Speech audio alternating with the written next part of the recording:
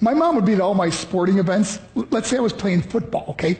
My mother would be on the sidelines, and if the play on the field started going one way, my mother would run along like, Mark, get him, get him. I'd be like, oh my gosh.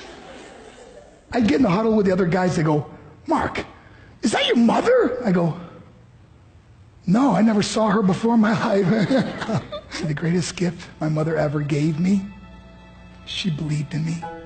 I have overdosed on drugs on 3 occasions where I should have been dead. But I believe I was kept here for a reason. You show me your friends, I will show you your future. How do I know this?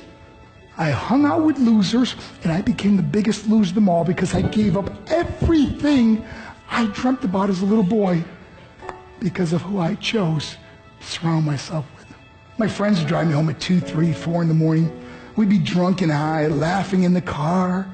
We'd pull up in front of my house in New York. They go, Mark, the light's on. I go, oh man, my mother's up. See, my mom wouldn't go to bed until she knew her son was still alive. I'd walk in, she'd say, hi Mark, how was your night? I go, it was good, Mom, I'm just gonna go to bed. She goes, can I talk to you for a minute? I go, Mom, I'm tired, I'm just gonna go to bed. She goes, Mark, I haven't seen you all day and all night. Can I please talk to you? I said, man, just leave me alone. You bug me. I'd slam my bedroom door on the one person who believed in me. I was on a worldwide tour and we were wrestling overseas in Japan. After my wrestling match, I went upstairs in my hotel room and I fell asleep. There was a knock at my door at 3 o'clock in the morning. I got out of bed and I looked through the safety window and I could see it was a Japanese promoter.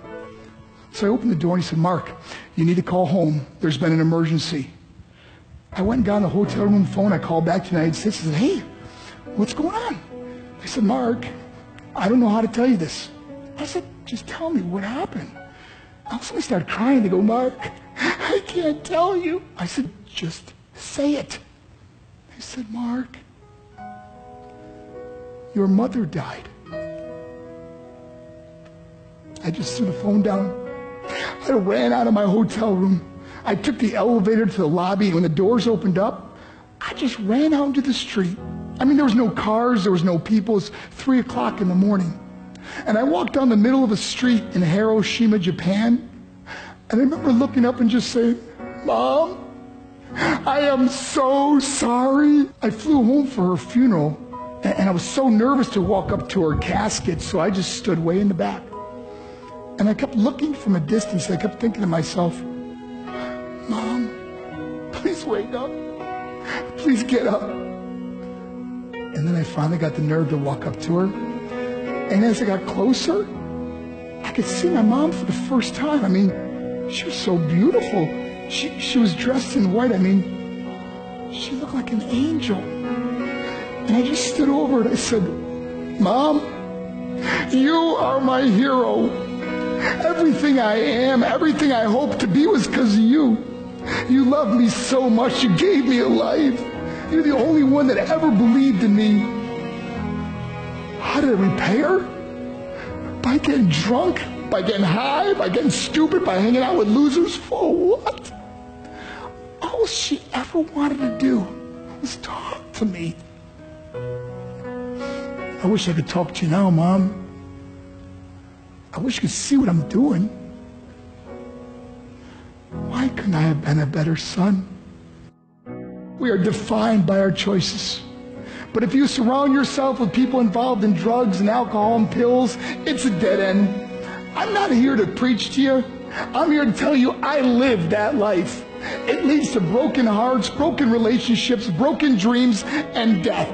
For what? To get high? If you have a mother or a father, when you go home, tell them how much you love them. See, my whole life was about being rich and famous. I had to be a millionaire. I had to win the race. I had to win the race at the expense of my marriage, my family, my friends. For what?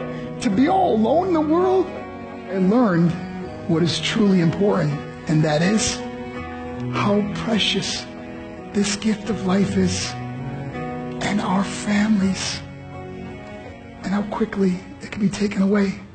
See, I no longer live in time. I live in moments. See, it's not what's in your pocket that matters. It's what's in your heart that truly matters. Love Love is just a word until somebody comes along and gives it meaning. You're the meaning.